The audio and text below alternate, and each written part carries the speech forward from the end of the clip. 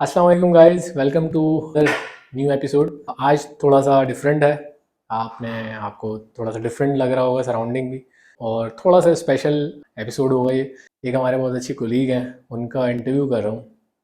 उनकी actually journey आपको बताऊँगा कि उन्होंने किस तरह ख़ुद को ट्रांसफॉर्म किया, क्या क्या चीज़ें फॉलो की, क्या एक्सरसाइजेज फॉलो की, क्या उनका रूटीन था डेली, क्या मील्स फॉलो करते थे वो।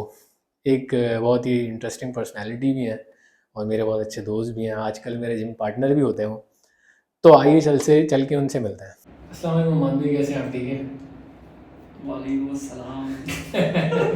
कैसा लग रहा है आपको वीडियो में आके? वीडियो में आके, इंटरव्यू में आके, इससे पहले कभी इंटरव्यू दिया नहीं है तो पहली बार ही है, देखते हैं क्या होता है। ठीक है गाइस, ये है हमाद भाई, जिनको मुझे आपसे मिलाना था क्योंकि इनकी एक बहुत बड़ी ट्रांसफॉर्मेशन है। इनका वेट, हमाद भाई क्या वेट था आपका जब आपने स्टार्ट किया था वर्कआउट शुरू में? मैंने जब वर्कआउट स्टार्ट किया था उस दिन तो मेरा वेट था उस टाइम पे तकरीबन 105 kg। 105 केजी आपका वेट था, और अभी आपका वेट क्या है? और अभी इस टाइम जो मेरा वेट है वो तकरीबन 85 kg के आसपास। 85 केजी। तो गाइज ये इनकी एक बहुत बड़ी अचीवमेंट है, जो कि इनसे इस चीज़ की वजह से बहुत सारे लोग इंस्पायर हुए। मुझे उम्मीद ये है कि आप लोग भी बहुत इंस्पायर्ड होंगे इनकी पूरी जर्नी से, पूरी स्टोरी से। इसीलिए मैंने ये सोचा कि मैं आप लोगों को इनसे मिलवाऊँ। तो कुछ सवाल हैं मेरे जो कि मैं इनसे पूछूंगा। तो पहला सवाल हमारे मेरा ये है कि आपने मोटिवेशन कहाँ से ली थी और आपको गोल क्या था शुरू में? स्टार्टर के लिए मुझे नहीं लगता कि गोल बनाना इतना ईजी, और ये सारी चीज़ें अगर आप स्टार्टिंग में करो तो मुझे ऐसा लगता है कि बंदा वही जो है ना बहुत ज़्यादा स्ट्रेस में आया था, फिर जिम में कदम जाते नहीं उसके। लेकिन फिर भी सोचा तो होगा आपने कि मुझे वेट रिड्यूस करना है, या मुझे वेट मसल गेन करना है, फैट लूज करना है, या मुझे ओवरऑल बस फिट रहना है, ये अप्रोच लेके गए थे? मैं जब वेट रूम में इंटर हो रहा था ना तो ये सारे गोल उस वक्त मेरे दिमाग में नहीं थे। सही है। मेरे दिमाग में उस वक्त सिर्फ ये चीज़ें थी कि यार मैं जिम जाऊँगा तो मैं करूँगा क्या। सही है। ठीक है, और मेरे ख्याल में 90% लोगों के साथ यही मसला है। एग्जैक्टली, ऑडियंस को पता होगा ज़्यादा जिनका वेट लूज़ करना चाहते हैं ना, वो बहुत ज़्यादा डरते हैं जिम जाने से। वो हमारे पे से थोड़ी सी इंस्पिरेशन ले सकते हैं। अच्छा, ये सिर्फ मेरे ख्याल से वेट रिड्यूस करने वालों के साथ नहीं है, ये कोई न्यू। हाँ, वेट गेन करने वाले बहुत लीन है तब भी उसको वही फेयर होता है। हाँ। और अगर बहुत ज़्यादा ओबीस है तब भी उसको वही फेयर होता है। मतलब कोई भी अगर कोई कभी नहीं गया जिम और वो अगर जिम जा रहा है फर्स्ट टाइम, खैर ऐसा नहीं है हमारे लिए, हम फर्स्ट टाइम तो नहीं जा रहे थे, लेकिन जिस टाइम पे हम जिम जाते थे उस टाइम की साइंस और आज की साइंस और उस टाइम के वर्कआउट, आज के वर्कआउट बहुत फर्क है। तो आज के लिए मुझे ऐसा लगता है सबसे बड़ा लोगों के लिए चैलेंज ये होता है कि यार हम जाएंगे तो करेंगे क्या। मतलब स्टार्ट कहाँ से लें, गोल तो सब अभी साइड कर दो ना, आप तो ये सारी चीज़ें तो बहुत, मतलब आप जब थोड़ा सा एक अपना स्केड्यूल बना लेते हो, थोड़ा सा स्ट्रीमलाइन कर लेते हो अपनी लाइफ को बैलेंस करने के लिए, तो फिर आप गोल सेट करते हो। लेकिन स्टार्टर के लिए मुझे ऐसा लगता है कि बड़ा मुश्किल होता है कि शुरू कहाँ से करें। तो मेरे लिए भी यही सबसे बड़ा मसला था कि शुरू कहाँ से करें। तो मैंने फिर इसके ऊपर तकरीबन कोई 1 से 2 महीने सिर्फ जिम जाने से पहले आपने सर्चिंग की थी सिर्फ? हाँ, रिसर्च की। आजकल बड़ा आसान है, नॉलेज आपको जगह जगह मिल रही है। तो मैंने अपना टाइम जो है वो पूरा रिसर्च के ऊपर समझ लो आपके स्पेंड किया, और ये पढ़ना शुरू किया कि यार मैं अगर जाऊँ तो मैं क्या करूँ, कौन से वर्कआउट्स किस तरह से होते हैं, कैसे होते हैं, और किस तरह से वर्कआउट्स को अपने स्केड्यूल करना चाहिए और क्या करना चाहिए। क्योंकि यहाँ ऑफिस में कोई ट्रेनर तो था नहीं, इक्विपमेंट था हमारे पास, सब कुछ फैसिलिटीज़ थी, बट उनको ट्रेनर मैं था लेकिन आपने मुझसे रब्ता नहीं किया। ये वाकई बिल्कुल ये ट्रेनर थे, मगर ये भाई बहुत ऊंची फ्लाइट थे। ये चीज़ें पाए जाते नहीं थे, ये तो बाहर के मतलब समझ लेंगे अच्छे। हाँ, उन दिनों में मैं बाहर जिम कर रहा था। रिसर्च की आपने? रिसर्च की मैंने, रिसर्च करके मैंने कि मैं स्टार्ट कहाँ से लूँ, और मैंने कोशिश की कि मैं वेट की तरफ ही जाऊँ, वेट लिफ्ट करना ही स्टार्ट करूँ रेदर देन कि मैं जो हूँ वो कार्डियो। लेकिन मैं शुरू में देखा था आपको, आप बहुत ज़्यादा ट्रेडमिल वगैरह पे यूज़ करते थे, ज़्यादा जिम वगैरह नहीं करते थे, वेट लिफ्टिंग नहीं करते थे। वो आपने मुझे ट्रेडमिल करते हुए ही देखा होगा।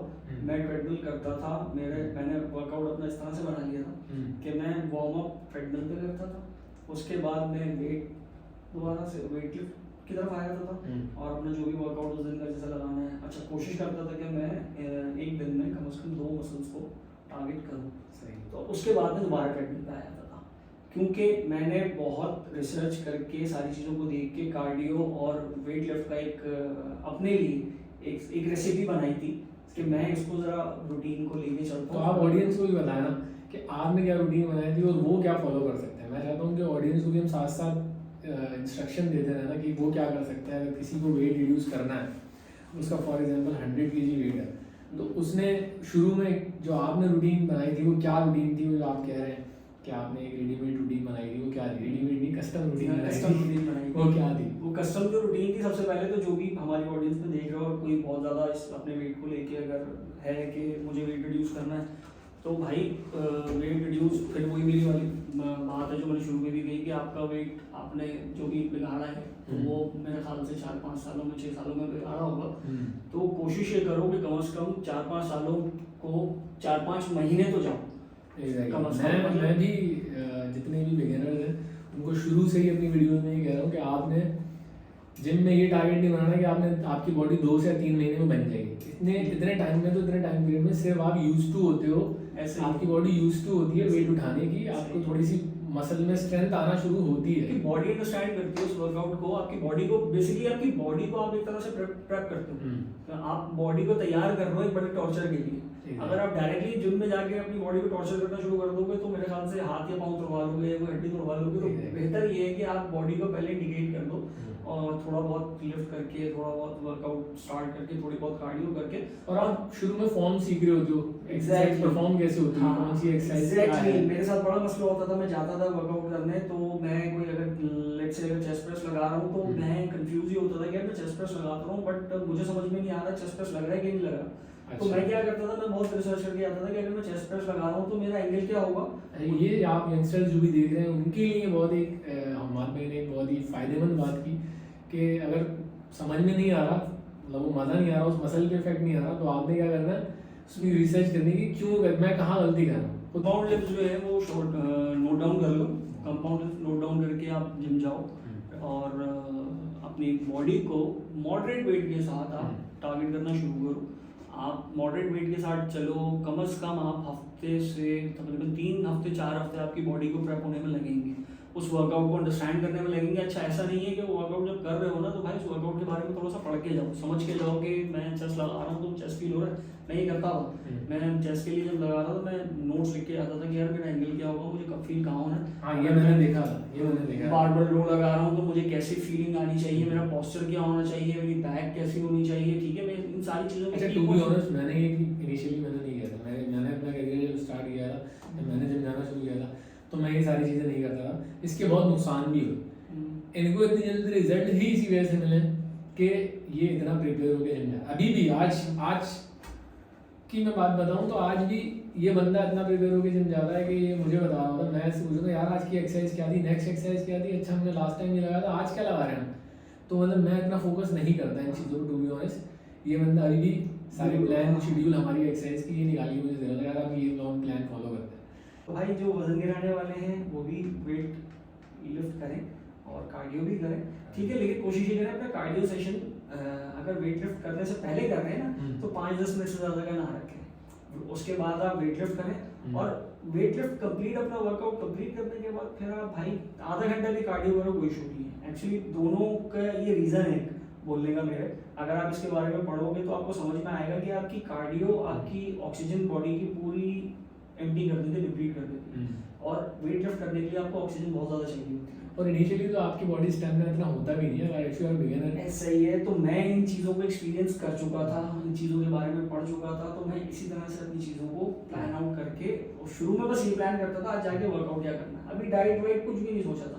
जब महीने 2 महीने में मौसम मेरी बॉडी थोड़ा सा रिस्पॉन्ड करने लग गई, थोड़ा सा समझने लग गई वर्कआउट्स को, मुझे समझ में आने लगा एक जैसे कहते हैं कि हमारे बॉडी बिल्डिंग में माइंड टू मसल कनेक्शन, तो वो बनाना सबसे मुश्किल काम होता है। वो अगर किसी ने बना लिया तो फिर तो मसला ही नहीं है। तो मेरा कोई 1-1.5 महीने बाद कहीं जाके मुझे ये चीज़ें समझ में आना शुरू हुई थी और मेरा माइंड जो था वो उस मसल के साथ कनेक्ट होना शुरू हो गया था। तो फिर मैं थोड़ा सा अपनी डाइट की तरफ आया और डाइट में भी मैंने कोई ऐसी कोई रॉकेट साइंस चीज़ें नहीं ली थी। मैंने किया क्या था, अपनी एक वक्त की मील को 2 पोर्शंस में कर दिया। लेट्स से 3 टाइम मैं खाना खाता हूँ, उस 3 टाइम के खाने को मैंने 1 टाइम के खाने को 2 पोर्शन में कर दिया। लेट्स से अगर मैं 2 रोटी अगर 1 टाइम पे खा रहा हूँ तो क्या करता था, 1 रोटी खाई, 1-2 घंटे 3 घंटे का मैंने रेस्ट इससे किया, क्या हुआ? और उससे क्या होता था कि आपका मेटाबॉलिज्म जल्दी बहुत फास्ट हो जाता है। आप ओवरलोड नहीं करते अपने मेटाबॉलिज्म को बहुत ज़्यादा खाना ठूस के। आप बॉडी वर्कआउट भी कर रहे हो, थोड़ा सा खाना आपने दिया, बॉडी ने उसको डाइजेस्ट किया, आपको अच्छा वर्कआउट जब आप कर रहे हो तो भूख भी आपको ज़्यादा लगती है। तो मैंने फिर ऐसा ऐसा करके डाइट के बारे में पढ़ना शुरू किया। फिर मुझे समझ में आया कि भाई मुझे जो डाइट फॉलो करनी है, अगर वेट रिड्यूस करना है तो मुझे लो कार्ब डाइट लेके चलनी पड़ेगी, बहुत ज़्यादा हाई कार्ब्स में, क्योंकि मेरी बॉडी में फैट बहुत था। तो मैं जो साइंस फॉलो करता था वो ये थी कि भाई अगर आप लो कार्ब डाइट के साथ चलोगे तो आपकी बॉडी ऑटोमेटिकली आपके फैट को आपने वो अपनी मील से कार्ब्स किस तरह रिड्यूस किया, क्या क्या चीज़ें आपने छोड़ी? मैंने रोटी तो बिल्कुल नहीं छोड़ी, रोटी ठीक है? बिल्कुल नहीं छोड़ी। रोटी गाइस ये बिल्कुल चीज़ सुन लें आप कि ये जो हमें ऑनलाइन काफ़ी सारे लोग बता रहे हैं रोटी छोड़नी है, तो रोटी छोड़े बगैर इन्होंने 105 से 75 35 kg टोटल मैंने रिड्यूस किया था। तो उन्होंने ये अचीव किया बगैर रोटी छोड़े। ऐसा ही तो ये तो आप टिक लगा लें कि रोटी नहीं छोड़ के भी आप वेट रिड्यूस कर सकते हैं। आप नॉर्मल घर का खाना ही खाना है आपने नॉर्मल, मैं नॉर्मल घर का खाना खाता था। उसमें अगर मैंने कुछ एडिशन किया था तो वो था प्री वर्कआउट में मैं ब्लैक कॉफ़ी एक मैंने ऐड करना शुरू कर दी थी, क्योंकि मैंने पढ़ा प्री वर्कआउट्स के बारे में, तो उसमें कैफीन और ये सारी चीज़ें मैंने कहा ब्लैक कॉफ़ी बहुत सारे लोग कहते थे और मैंने अगर एक्सपीरियंस किया, मुझे जिस चीज़ ने सबसे ज़्यादा बेनिफिट किया वो ब्लैक कॉफ़ी थी प्री वर्कआउट में। मुझे आपसे मिलवाने का ऑडियंस को मकसद ही यही था कि एक एक्सपीरियंस देखिए, मैंने कभी अपना वेट पुट ऑन नहीं किया, ठीक है, मेरा वेट इतना ही है 70, 72, 73 इतना ही अराउंड घूमता रहता हूँ, 68 भी चला जाता हूँ, ठीक है ठीक है। तो मैं वो बात करूँगा ना तो शायद लोगों को इतनी समझ ना आए। बिल्कुल एक इंसान ने जो एक्सपीरियंस की है और मुझे पता है मेरे सामने की है, मैं उससे वो बात अगर आप लोगों को समझाऊंगा ना तो शायद अच्छी तरह समझ आए। और एक एक्सपीरियंस किया हुआ इंसान जब बोलता है तो वो एक कॉन्फिडेंस नज़र आता है। मैंने वो चीज़ मैं आपको बता सकता हूँ, नॉलेज मेरे पास है, लेकिन ऑब्वियसली वो मैंने खुद से एक्सपीरियंस नहीं की। मुझे पता है जो मैं चीज़ें बताऊँ, जो ये बता रहे हैं वो मुझे पता है, लेकिन मैं वो बात सिर्फ इस वजह से नहीं कर रहा कि मैंने खुद ने ही वो चीज़ें एक्सपीरियंस नहीं की। वही बात है, रूल नंबर 1 6 महीने आपने जिम जाना है। रूल नंबर 2 जाने से पहले आपको वर्कआउट आप स्टडी करके जाओ, समझ के जाओ, वर्कआउट की साइंस समझ के जाओ, कार्डियो अपने रूटीन में ऐड करो, लेकिन एंड में इसीलिए मैंने कहा कि ये आपका जो फ्री डे है, लाइक वेडनेसडे मैं करता था ये, जो बीच में मुझे वेडनेसडे मिलता था उसमें करता था, और या फिर अपने वेट लिफ्ट कंप्लीट सेशन कर लेने के बाद, मतलब स्टार्ट में करता था वही 3-4 मिनट की वॉक की, वार्म अप हो गया, उसके बाद मंडे 2 मसल की, ट्यूसडे 2 मसल की, वेडनेसडे आपने HIIT की कार्डियो सेशन कर लिया, कोड कर लिया, और उसके बाद फिर थर्सडे और फ्राइडे उसमें फिर मैं शोल्डर्स और अपने लेग्स के साथ में दोबारा अपर में जो मसल मुझे लगता था कि मुझे करना चाहिए मैं उसको दोबारा ऐड कर लेता था। वीक में आप एक दफा कार्डियो करते थे, बाकी आप सारे मसल पे करता था। उससे सैटरडे संडे ऑफ लेते थे, सैटरडे संडे में रेस्ट करता था। क्यों? रेस्ट भी उतना इम्पोर्टेंट है इन सब चीज़ों में, मैं रेस्ट ज़्यादा इम्पोर्टेंट है। ऐसा ही है, इन सब चीज़ों में मैं रेस्ट का बहुत ख्याल करता था। 9 से 10 घंटे की नींद में कोशिश करता था मैं लाजमी लूँ, क्योंकि बीच में ऐसा हुआ था कि जब मेरा वेट ड्रॉप होना शुरू हुआ उस दिन, तो मुझे याद है अच्छी तरह से कि लोगों ने मुझे बोलना शुरू कर दिया था कि भाई शुगर वगैरह हुई है क्या, मतलब शुगर के मरीज लग रहे हैं। मुझे याद है हमारा एक दफ़ा क्रिकेट इवेंट था, तो उसमें मैं फील्ड पर था, पिच पे खड़ा हुआ था, तो मैं देख रहा हूँ सामने से एक लड़का आ रहा चलता था एक बच्ची के साथ छोटी सी, मैं पहचाना नहीं था कि कौन घुसाया आउटसाइडर हमारे इवेंट में। वो कॉर्पोरेट इवेंट था हमारा, ऑफिस का क्रिकेट इवेंट था। तो जब करीब आया तो ये भाई थे, तो मैं खुद हैरान रह गया था कि ये बंदा मतलब इतना श्रिंक कैसे हो गया। ऐसा ही है, मैं जब वेट रिड्यूस होना शुरू हुआ ना मेरा, तो यार वो रुक ही नहीं रहा था, HIIT कर रहा था मैं, वो गिरता चला गया, मतलब कोई ऐसे जोन में आ गया था मैं फैट बर्न के, तो फैट मेरा बर्न होता चला जा रहा है और शायद मसल भी डिप्लीट हो जाता। वहाँ मैंने अपनी डाइट को बढ़ाया, अपना खाना पीना बढ़ाया, वेट दोबारा पुश करना शुरू किया, तो वो मेरा वेट जाके नहीं 70 तक चला गया था, 75 तक मैं लाया हूँ खा पी के। तो ये भी होता है भाई, मैं एक्सपीरियंस कर चुका हूँ, तो ये सारी चीज़ों को भी आपने बहुत ख्याल करना। अगर मैं नहीं करता तो बॉडी आपकी वो स्टेज में चली गई थी, कैटाबॉलिक में चली गई थी। अभी समझ में नहीं आएगा कैटाबॉलिक हम बोल तो रहे, हाँ वो एक स्टेट है बेसिकली, टर्म यूज नहीं कर रहा। हाँ एक स्टेट है बॉडी की कि जहाँ बॉडी जो है ना फैट बर्न करना शुरू करती है, बॉडी सोर्सेज देखती है एनर्जी के, और जब वो एनर्जी बॉडी को नहीं मिलती, सोर्सेज से नहीं मिलती, तो बॉडी को अगर आपकी फैट नहीं मिलेगा, ऑब्वियसली आप 3-4 महीने बाद आपकी जो स्ट्रेंथ है ना वो ज़्यादा बढ़ जाती है, मसल स्ट्रेंथ भी बढ़ जाती है, तो आप वर्कआउट भी उसी इंटेंसिटी के साथ करते हो, तो ऑब्वियसली अब आप जिम में जहाँ आप 400-500 कैलोरीज बर्न कर रहे थे वहाँ आपने उसकी डबल बर्न करना शुरू कर दी। ऐसे ही ठीक है, तो होगा क्या, अब बॉडी को क्या चाहिए, एनर्जी चाहिए फूड से, वो आप दे रही है, तो आप वो एनर्जी वो कहीं ना कहीं से तो लेगी, तो वो जो आपका फैट स्टोरेज है वो वहाँ से ले रही है। अब मेरी बॉडी में फैट खत्म हो गया था, अब रह गया था मसल, तो वो मसल खाना शुरू मेरे हो गई। मसल पे आ गई थी, तो मैंने फिर डाइट बढ़ाई, अपना खाना पीना बढ़ाया, बॉइल्ड एग्स मैं यूज़ करता था, बॉइल्ड एग्स बहुत ज़्यादा यूज़ करता था, और मैंने कोई 6 महीने बाद प्रोटीन लिया है। 6 महीने बाद आपने जब जिम मुझे स्टार्ट करने के मतलब जिम स्टार्ट करने के, वेट रिड्यूस करने के बाद जब मैं प्रॉपर हो गया, अच्छा, प्रॉपर मैंने काफ़ी लोगों को सुना कि हमने हाई प्रोटीन डाइट पे चले जाओ तो वेट ज़्यादा अच्छा रिड्यूस होता है, ये इसमें क्या साइंस है? यार मुझे नहीं लगता ऐसा, हाई प्रोटीन डाइट पे जाने से मुझे नहीं लगता कोई फर्क पड़ता है। सारा जो आजकल के ट्रेनर यही गाइड करते हैं, आपने देखा होगा काफ़ी सारे ट्रेनर्स को, कोई बिगिनर मिलेगा सबसे पहले उसको पहले मंथ में, आपके सामने हारिस की एग्जांपल है, हमारे कोलीग उनको सबसे पहले उनको ना एक्सरसाइज का पता है कुछ, ना उनको कोई बॉडी बिल्डिंग के बारे में कोई ख़ास नॉलेज है, उनको सबसे पहले उनके ट्रेनर ने कहा कि आप सबसे पहले सप्लीमेंट ले लें, जिस पे हम बहुत ज़्यादा हंसे उस चीज़ पे कि आपका ये कौन सा ट्रेनर है, ट्रेनर चेंज कर दो। अगर वो आपको पहले महीने एक्सरसाइज बताए बगैर, मतलब कुछ बताए बगैर आपको सप्लीमेंट पहले वो कर रहा है लेना, अब वही ना यार, मतलब आपको सोचो ना, हमारा कोई न्यू कमर अगर कोई जिम जाना चाह रहा है और वो सोच रहा है मैं जाके बॉडी रुपये लगा, हाँ, अब वो जाके हम उसको पहले दिन आया और उसको बोले यार तुम 30-35 हज़ार रुपये पहले तो पाउडर ले लो, तो उसके लिए क्या होगा यार, सबसे पहले खरीद रहा है तो मेरे ख्याल से सबसे इम्पोर्टेंट यही है, बाकी सारी चीज़ें इम्पोर्टेंट और मेरी बॉडी जो है वो अगर मैं रिड्यूस करूँ तो रिड्यूस हो जाएगी, मसल गेन करूँ तो जो मेरा टारगेट है वो अब हो जाएगा। तो ये और अगर नहीं हुआ तो सोचो उस इंसान के दिल पे क्या गुजरेगी, उसने इतना खर्चा किया और कुछ नहीं हुआ। अब अमाद भाई एंड में ये बता दें कि आपने कितना टाइम लगाया, 6 महीने लगाए, राइट? बिल्कुल रिड्यूस करके वेट गेन करने में, मतलब आप 105 से 75 का जो जर्नी था आपका वो कितने मंथ्स का था?